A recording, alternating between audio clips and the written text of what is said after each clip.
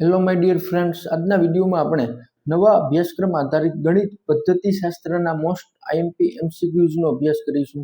મિત્રો, આ પાર્ટ 2 છે. પાર્ટ 1માં આપણે 1 થી લઈને 33 સુધીના મોસ્ટ આઈએમપી એમસીક્યુઝનો અભ્યાસ કર્યો હતો કે જે એમસીક્યુ આવનારી ટેટ 1ની પરીક્ષામાં પૂછાવાની ખાસ શક્યતા ધરાવે છે. તો આ વિડીયોમાંથી મિત્રો ઘણા બધા પ્રશ્નો પૂછાવાની શક્યતા છે. આ વિડીયો છેલ્લે સુધી જોઈજો મિત્રો, તમને ઘણા બધા પ્રશ્નો છે તે ટેટ 1ની પરીક્ષામાં પૂછાઈ શકે છે. 34મો પ્રશ્ન છે, તર્ક પદ્ધતિ કોણે આપી? હેગલે. તર્ક પદ્ધતિ કોણે આપી મિત્રો? હેગલે. 35 છે, ક્લિનિકલ મેથડ કોણે આપી? જીન પિયાજે. ક્લિનિકલ મેથડ કોણે આપી? જીન પિયાજે. નેક્સ્ટ છે, મૂલ્યાંકનમાં કેટલા પ્રકારના કાર્ય થાય છે? તો પહેલું છે નિદાનાત્મક કાર્ય અને બીજું છે ઉપચારાત્મક કાર્ય. તો મૂલ્યાંકનમાં મિત્રો બે પ્રકારના કાર્ય થાય છે. પહેલું છે નિદાનાત્મક કાર્ય અને બીજું છે ઉપચારાત્મક કાર્ય. 37મો ક્વેશ્ચન છે, રેમર્સ અને ગેગના મતે મૂલ્યાંકન એટલે શું? તો મૂલ્યાંકન છે તે સતત ચાલતી પ્રક્રિયા છે. રેમર્સ અને ગેગના મતે મૂલ્યાંકન એટલે શું છે મિત્રો? તો મૂલ્યાંકનની પ્રક્રિયા સતત ચાલુ હોય છે. એવું કોણ કહે છે? રેમર્સ અને ગેગ. એ એવું કહે છે કે મૂલ્યાંકનની પ્રક્રિયા છે તે સતત ચાલુ હોય છે. એના પછી છે નેક્સ્ટ, પ્રશ્નોના પ્રકાર જણાવો. તો અહીંયા તમને પ્રશ્નોના બે પ્રકાર જણાવ્યા છે મિત્રો. પહેલું છે આત્મલક્ષી એટલે સ્વતંત્રતા અને બીજું છે અનાત્મલક્ષી એટલે ટૂંકા પ્રશ્નો. આત્મલક્ષી અને અનાત્મલક્ષી આ બે પ્રકાર છે મિત્રો પ્રશ્નોના. પછી છે રેખાખંડને કેટલા અંત્ય બિંદુઓ હોય છે? તો બે. રેખાખંડને કેટલા અંત્ય બિંદુઓ હોય છે મિત્રો? બે. રેખાખંડને કેટલા અંત્ય બિંદુઓ હોય છે? બે. તર્ક પદ્ધતિ કોણે આપી? હેગલે. તર્ક પદ્ધતિ કોણે આપી મિત્રો? હેગલે. પછી છે ક્લિનિકલ મેથડ કોણે આપી? જીન પિયાજે. ક્લિનિકલ મેથડ કોણે આપી? જીન પિયાજે. એના પછી આપણે જોઈએ 40મો ક્વેશ્ચન છે, શૈક્ષણિક નિદાન ક્ષેત્રમાં શાનો ઉપયોગ થાય છે? તો મુલાકાત પદ્ધતિ, નિરીક્ષણ પદ્ધતિ અને નિદાન કસોટી. શૈક્ષણિક નિદાન ક્ષેત્રમાં શાનો ઉપયોગ થાય છે મિત્રો? મુલાકાત પદ્ધતિ, નિરીક્ષણ પદ્ધતિ અને નિદાન કસોટી. મુલાકાત પદ્ધતિ, નિરીક્ષણ પદ્ધતિ અને નિદાન કસોટી. પછી જે ક્રિયાત્મક સંશોધન કોણે આપ્યું? તો સ્ટીફન કોરે. ક્રિયાત્મક સંશોધન કોણે આપ્યું? સ્ટીફન કોરે. નેક્સ્ટ છે, એનસીએફ 2005 મુજબ પ્રાથમિક સ્તરે ગણિત શિક્ષણનો સંકુચિત હેતુ શું છે મિત્રો? સંકુચિત હેતુ પૂછ્યો છે, ધ્યાન રાખજો. તો બાળકોને ઉપયોગી ગણિત શીખવા પર ભાર મૂકે છે, જેને સામાન્ય રીતે સંખ્યા જ્ઞાન કહેવાય છે. સંકુચિત હેતુ શું છે મિત્રો? બાળકોને ઉપયોગી ગણિત શીખવા પર ભાર મૂકે છે, જેને સામાન્ય રીતે સંખ્યા જ્ઞાન કહેવાય છે. નેક્સ્ટ છે એનસીએફ 2005 પ્રાથમિક સ્તરે ગણિત શિક્ષણનો ઉચ્ચ હેતુ શું છે? આમાં ઉચ્ચ હેતુ પૂછ્યું મિત્રો. તો ઉચ્ચ હેતુ છે બાળકોના વિચારોનું ગણતરીકરણ કરવું. એનસીએફ 2005 પ્રાથમિક સ્તરે ગણિત શિક્ષણનો ઉચ્ચ હેતુ શું છે મિત્રો? તો બાળકોના વિચારોનું ગણતરીકરણ કરવું એનો ઉચ્ચ હેતુ છે. પછી જે નિદાન કસોટી પછી ઉપચારાત્મક શિક્ષણ આપવામાં આવે છે, બંને વચ્ચેનો સંબંધ શું છે? નિદાન કસોટી પછી ઉપચારાત્મક શિક્ષણ આપવામાં આવે છે, બંને વચ્ચેનો સંબંધ શું છે? તો જવાબ છે ઉપચારાત્મક શિક્ષણ હંમેશા નિદાનાત્મક કસોટી પર આધારિત હોય છે. ઉપચારાત્મક શિક્ષણ છે તે હંમેશા નિદાનાત્મક કસોટી પર આધારિત હોય છે. નેક્સ્ટ છે, રચનાત્મક અને સમાપન મૂલ્યાંકન વચ્ચેનો તફાવત શું છે? તો રચનાત્મક મૂલ્યાંકન પ્રક્રિયા દરમિયાન સમાપન મૂલ્યાંકન અંતે થાય છે. રચનાત્મક અને સમાપન મૂલ્યાંકન વચ્ચેનો તફાવત શું છે મિત્રો? તો તમને એ આવડી જ જાય કે રચનાત્મક મૂલ્યાંકન છે તે પ્રક્રિયા દરમિયાન થાય છે, જ્યારે સમાપન મૂલ્યાંકન છે તે પ્રક્રિયાના અંતે થાય છે. સમાપન એટલે પૂરું થવું. પછી જે સમાપન મૂલ્યાંકનનો મુખ્ય હેતુ શું છે? તો અંતિમ પરિણામ કે ગ્રેડ નક્કી કરવું. સમાપન મૂલ્યાંકનનો મુખ્ય હેતુ શું છે મિત્રો? અંતિમ પરિણામ કે ગ્રેડ નક્કી કરવું. પછી જે એક શિક્ષક દરેક એકમ પછી ટૂંકી કસોટી લઈને બાળકોની સમજ ચકાસે છે, આ કયા પ્રકારનું મૂલ્યાંકન છે? તો રચનાત્મક. એક શિક્ષક દરેક એકમ પછી ટૂંકી કસોટી લઈને બાળકોની સમજ ચકાસે છે, આ કયા પ્રકારનું મૂલ્યાંકન છે? તો રચનાત્મક. એક શિક્ષક છે તે દરેક એકમ પછી ટૂંકી કસોટી લે છે અને બાળકોની સમજ ચકાસે છે, તો આ કયા પ્રકારનું મૂલ્યાંકન છે મિત્રો? રચનાત્મક. તો આવો જે ક્વેશ્ચન છે તે તમને એક્ઝામમાં પૂછી શકે. તો અલગ અલગ મૂલ્યાંકન આપ્યા હોય તો આના જવાબમાં શું આવશે મિત્રો? રચનાત્મક મૂલ્યાંકન. રચનાત્મક અને સમાપન મૂલ્યાંકન વચ્ચેનો તફાવત શું છે? આપણે જોયું કે રચનાત્મક મૂલ્યાંકન પ્રક્રિયા દરમિયાન થાય છે, જ્યારે સમાપન મૂલ્યાંકન અંતે થાય છે. સમાપન મૂલ્યાંકનનો મુખ્ય હેતુ શું છે મિત્રો? તો એનો મુખ્ય હેતુ છે અંતિમ પરિણામ કે ગ્રેડ નક્કી કરવો. અંતિમ પરિણામ કે ગ્રેડ નક્કી કરવો એ એનો મુખ્ય હેતુ છે. એના પછી જે એક શિક્ષક દરેક એકમ પછી ટૂંકી કસોટી લઈને બાળકોની સમજ ચકાસે છે. આ કયા પ્રકારનું મૂલ્યાંકન છે? તો આને મિત્રો કહેવાય રચનાત્મક મૂલ્યાંકન. એના પછી આપણે 44મો ક્વેશ્ચન જોયો હતો કે નિદાન કસોટી પછી ઉપચારાત્મક શિક્ષણ આપવામાં આવે છે. બંને વચ્ચેનો સંબંધ શું છે? તો ઉપચારાત્મક શિક્ષણ હંમેશા નિદાનાત્મક કસોટી પર આધારિત હોય છે. એટલે ઉપચારાત્મક શિક્ષણ હોય મિત્રો તે હંમેશા નિદાનાત્મક કસોટી પર આધારિત હોય છે. તો આપણે 47 સુધીના MCQ જોયા. એના પછી નેક્સ્ટ છે નિદાનાત્મક કસોટીનો ઉપયોગ કયા પ્રકારના વિદ્યાર્થીઓમાં થાય છે? મોસ્ટ આઈએમપી મિત્રો. નિદાનાત્મક કસોટીનો ઉપયોગ કયા પ્રકારના વિદ્યાર્થીઓમાં થાય છે? તો જેને શીખવામાં મુશ્કેલી પડે છે એવા વિદ્યાર્થીઓ માટે. જેને શીખવામાં મુશ્કેલી પડે છે એવા વિદ્યાર્થીઓ માટે મિત્રો નિદાનાત્મક કસોટીનો ઉપયોગ કરવામાં આવે છે. ખાસ યાદ રાખજો. એના પછી જે રચનાત્મક મૂલ્યાંકનનો મુખ્ય હેતુ શું છે? તો શીખવાની પ્રક્રિયામાં સુધારણા લાવવી. રચનાત્મક મૂલ્યાંકનનો મુખ્ય હેતુ શું છે મિત્રો? શીખવાની પ્રક્રિયામાં સુધારણા લાવવી. ફરીથી, રચનાત્મક મૂલ્યાંકનનો મુખ્ય હેતુ શું છે? શીખવાની પ્રક્રિયામાં સુધારણા લાવવી. 50મો ક્વેશ્ચન છે ઉપચારાત્મક શિક્ષણ દરમિયાન શિક્ષકે પ્રથમ શું કરવું જોઈએ? તો બાળકને ભૂલનું મૂળ કારણ શોધવું. ઉપચારાત્મક શિક્ષણ દરમિયાન શિક્ષકે પ્રથમ શું કરવું જોઈએ? તો ઉપચારાત્મક શિક્ષણ દરમિયાન શિક્ષકે પ્રથમ બાળકની ભૂલનું મૂળ કારણ શોધવું. એટલે બાળકે ક્યાં ભૂલ કરી છે તેનું મૂળ કારણ શોધવું. 51મો ક્વેશ્ચન છે એક શિક્ષક બાળકોને ભૂલોનું વિશ્લેષણ કરીને ઉપચારાત્મક શિક્ષણ પ્રયોજે છે. આ કઈ પ્રક્રિયા છે? તો રચનાત્મક મૂલ્યાંકન. એક શિક્ષક છે તે બાળકોને ભૂલોનું વિશ્લેષણ કરીને ઉપચારાત્મક શિક્ષણ પ્રયોજે છે. આ કઈ પ્રક્રિયા છે? રચનાત્મક મૂલ્યાંકન. એના પછી નેક્સ્ટ છે CCE માં સર્વગ્રાહી શબ્દનો અર્થ શું છે? તો વિદ્યાર્થીઓના ભૌતિક, સામાજિક, ભાવાત્મક અને શારીરિક વિકાસનું મૂલ્યાંકન. CCE માં સર્વગ્રાહી શબ્દનો અર્થ શું છે મિત્રો? તો વિદ્યાર્થીઓમાં ભૌતિક, સામાજિક, ભાવાત્મક અને શારીરિક વિકાસનું મૂલ્યાંકન. એટલે દરેક પ્રકારનો વિકાસ થવો જોઈએ. વિદ્યાર્થીઓમાં ભૌતિક, સામાજિક, ભાવાત્મક અને શારીરિક વિકાસનું મૂલ્યાંકન કરવું એ CCE માં સર્વગ્રાહી શબ્દનો અર્થ છે. પછી છે ગણિતના વર્ગખંડમાં પ્રત્યાયન કેવું હોવું જોઈએ? તો દ્વિમાર્ગી, જ્યાં વિદ્યાર્થીઓને પ્રશ્નો પૂછવા અને ચર્ચા કરવાની સ્વતંત્રતા હોય. નેક્સ્ટ છે ગણિત પ્રયોગશાળાનો મુખ્ય ઉદ્દેશ્ય શું છે? મુખ્ય ઉદ્દેશ શું છે? તો વિદ્યાર્થીઓને પ્રવૃત્તિ અને પ્રયોગ દ્વારા ગણિત શીખવવાની તક આપવી. એટલે પ્રવૃત્તિ અને પ્રયોગ દ્વારા ગણિત શીખવવાની તક આપવી. નેક્સ્ટ છે જીઓ બોર્ડનો ઉપયોગ મુખ્યત્વે ગણિતની કઈ સંકલ્પના શીખવવા માટે થાય છે? તો ભૂમિતિના આકારો, પરિમિતિ અને ક્ષેત્રફળ. જીઓ બોર્ડનો ઉપયોગ મુખ્યત્વે ગણિતની કઈ સંકલ્પના શીખવવા માટે થાય છે? તો ભૂમિતિના આકારો, પરિમિતિ અને ક્ષેત્રફળ. 56મો ક્વેશ્ચન છે પ્રાથમિક સ્તરે અમૂર્ત ગાણિતિક સંકલ્પનાઓને સ્પષ્ટ કરવા માટે શિક્ષકે શેનો ઉપયોગ કરવો જોઈએ? તો મૂર્ત શૈક્ષણિક સાધનો. પ્રાથમિક સ્તરે અમૂર્ત ગાણિતિક સંકલ્પનાઓને સ્પષ્ટ કરવા માટે શિક્ષકે શેનો ઉપયોગ કરવો જોઈએ મિત્રો? મૂર્ત શૈક્ષણિક સાધનો.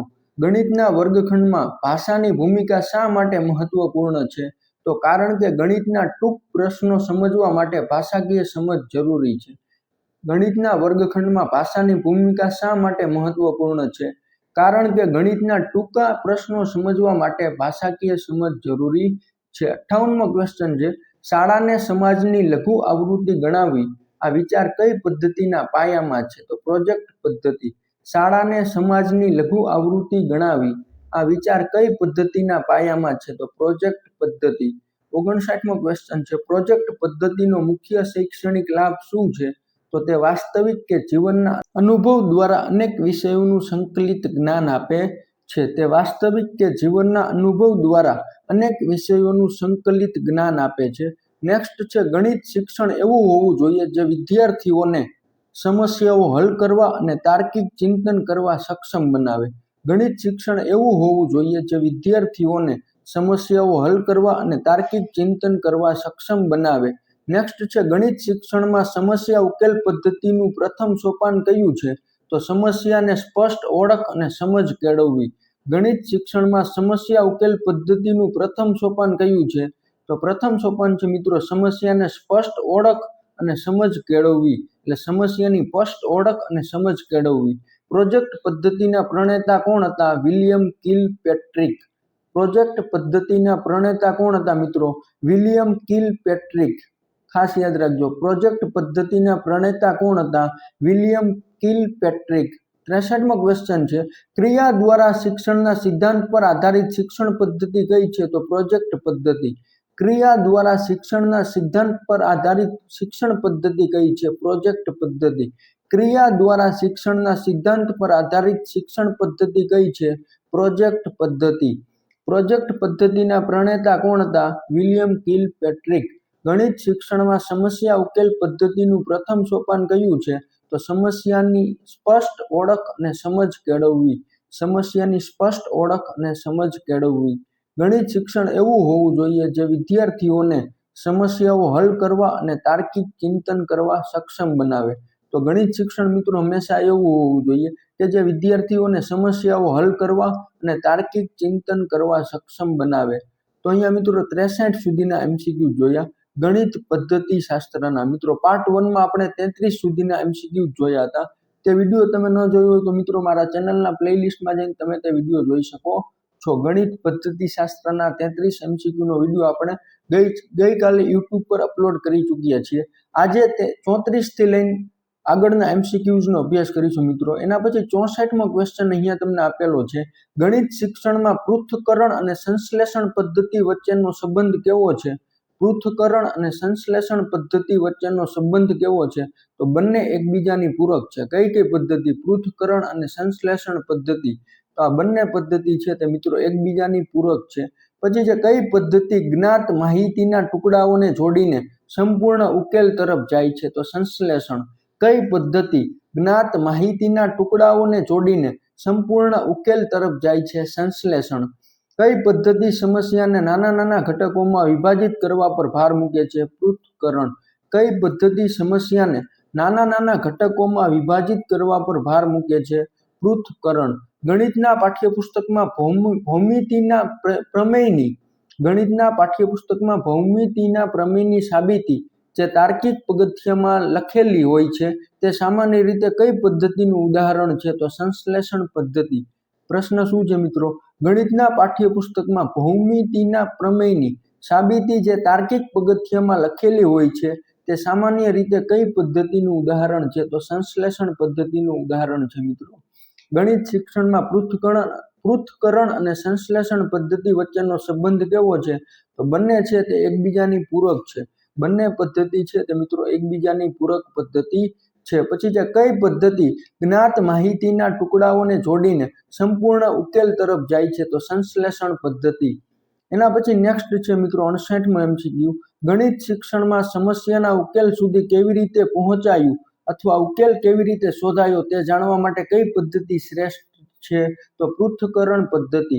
ગણિત શિક્ષણમાં સમસ્યાના ઉકેલ સુધી કેવી રીતે પહોંચાયું અથવા ઉકેલ કેવી રીતે શોધાયો તે જાણવા માટે કઈ પદ્ધતિ શ્રેષ્ઠ છે? તો મિત્રો એના જવાબમાં આવશે પૃથ્થકરણ પદ્ધતિ. પછી જે જ્ઞાત પરથી અજ્ઞાત એ કઈ શિક્ષણ પદ્ધતિનું સૂત્ર છે? તો સંશ્લેષણ પદ્ધતિ. Most IMP. જ્ઞાત પરથી અજ્ઞાત એ કઈ શિક્ષણ પદ્ધતિનું સૂત્ર છે? સંશ્લેષણ પદ્ધતિ. પ્રાથમિક બાળકો માટે કઈ પદ્ધતિ વધુ યોગ્ય ગણાય? તો આગમન પદ્ધતિ. પ્રાથમિક શાળાના બાળકો માટે કઈ પદ્ધતિ વધુ યોગ્ય ગણાય? આગમન પદ્ધતિ. એક શ્રેષ્ઠ શિક્ષક પદ્ધતિનો ઉપયોગ કેવી રીતે કરે? એટલે શ્રેષ્ઠ શિક્ષક હોય તે પદ્ધતિનો ઉપયોગ કેવી રીતે કરે મિત્રો? તો પહેલા આગમન પછી મહાવરા માટે નિગમન. એટલે પહેલા આગમન પદ્ધતિનો ઉપયોગ કરે પછી મહાવરા માટે નિગમન પદ્ધતિનો ઉપયોગ કરે. 72મો MCQ છે, જ્ઞાનના દ્રઢીકરણ માટે કઈ પદ્ધતિ વધુ અસરકારક છે? તો નિગમન. નિગમન પદ્ધતિ છે તે મિત્રો વધુ અસરકારક છે. 73મો MCQ છે, આગમન પદ્ધતિની મુખ્ય મર્યાદા કઈ છે? આગમન પદ્ધતિની મુખ્ય મર્યાદા કઈ છે? તો તે સમય વધારે લે છે અને દ્રઢીકરણ ઓછું થાય છે. આગમન પદ્ધતિમાં મિત્રો સમય છે એ વધારે લે છે અને દ્રઢીકરણ ઓછું થાય છે. પછી જે શોધની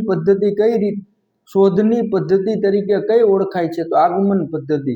શોધની પદ્ધતિ તરીકે કઈ પદ્ધતિ ઓળખાય છે? આગમન પદ્ધતિ. આગમન પદ્ધતિનો મુખ્ય લાભ કયો? તો તે તર્ક શક્તિ અને વિચાર શક્તિનો વિકાસ કરે છે. આગમન પદ્ધતિનો મુખ્ય લાભ કયો છે મિત્રો? તો તે પદ્ધતિ છે તે તર્ક શક્તિ અને વિચાર શક્તિનો વિકાસ કરે છે. પછી છે બાળકને ગણિત શીખવાની વ્યૂહરચના જાણવા શિક્ષકે શા માટે મદદરૂપ થવું જોઈએ? તો બાળક કયા ભૂલ કરે છે તે સમજવા. બાળકને ગણિત શીખવાની વ્યૂહરચના જાણવા શિક્ષકે શા માટે મદદરૂપ થવું જોઈએ? તો બાળક કયા ભૂલ કરે છે તે સમજવા. બાળક ક્યાં ભૂલ કરે છે તે સમજવા. 77મો MCQ છે. પ્રજ્ઞામાં વૈયક્તિક ભિન્નતા કેવી રીતે સ્વીકારાય છે? તો દરેક બાળકને પોતાની ગતિ મુજબ શીખવાની તક આપવી. પ્રજ્ઞામાં વૈયક્તિક ભિન્નતા કેવી રીતે સ્વીકારાય છે મિત્રો? તો દરેક બાળકને પોતાની ગતિ મુજબ શીખવાની તક આપવી. બાળક પાસેથી શીખે છે સિદ્ધાંત કઈ પદ્ધતિ સૂચવે છે? તો સમૂહ કાર્ય પદ્ધતિ. બાળક છે તે બીજા બાળક પાસેથી શીખે છે. આ સિદ્ધાંત કઈ પદ્ધતિ સૂચવે છે મિત્રો? તો સમૂહ કાર્ય પદ્ધતિ. પ્રજ્ઞામાં ગણિતનું ચિત્ર કેલેન્ડર શું ઉદ્દેશો પૂરા કરે છે? પ્રજ્ઞામાં ગણિતનું ચિત્ર કેલેન્ડર શું ઉદ્દેશો પૂરા કરે છે? તો દ્રશ્ય અવલોકનથી ગાણિતિક તર્ક વિકસાવવો. દ્રશ્ય અવલોકનથી ગાણિતિક તર્ક વિકસાવવો. 80મો ક્વેશ્ચન છે. જીન પિયાજે મુજબ વય 6 થી 11 ના બાળકો કયા તબક્કામાં હોય છે? તો કોન્ક્રેટ ઓપરેશનલ. જીન પિયાજે મુજબ વય 6 થી 11 ના બાળકો કયા તબક્કામાં હોય છે મિત્રો? Concrete operational. કયો તબક્કો છે? Concrete operational. તો મિત્રો આ વિડીયોમાં આપણે 80 સુધીના MCQ જોયા.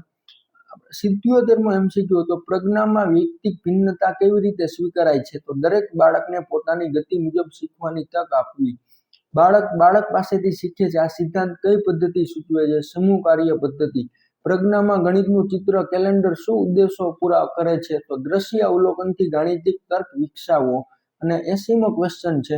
જીન પિયાજે મુજબ વય 6 થી 11 ના બાળકો કયા તબક્કામાં હોય છે? તો આ તબક્કાનું નામ છે મિત્રો કોન્ક્રેટ ઓપરેશનલ. તો મિત્રો આ વિડીયોમાં આપણે 34 થી લઈને 80 સુધીના MCQ જોયા. આ બધા MCQ એવા છે મિત્રો કે જે આવનારી ટેટ 1 ની એક્ઝામમાં પૂછાવાની ખૂબ જ શક્યતા ધરાવે છે. તો મિત્રો આ વિડીયો તમને ગમ્યો હોય તો વિડીયોને લાઇક, શેર તેમજ ચેનલને સબસ્ક્રાઇબ કરવાનું ભૂલશો નહીં. અને આવા અવનવા વિડીયો જોવા માટે મારી ચેનલને સબસ્ક્રાઇબ કરી લેજો જેથી તમને વિડીયોની નોટિફિકેશન મળતી રહે.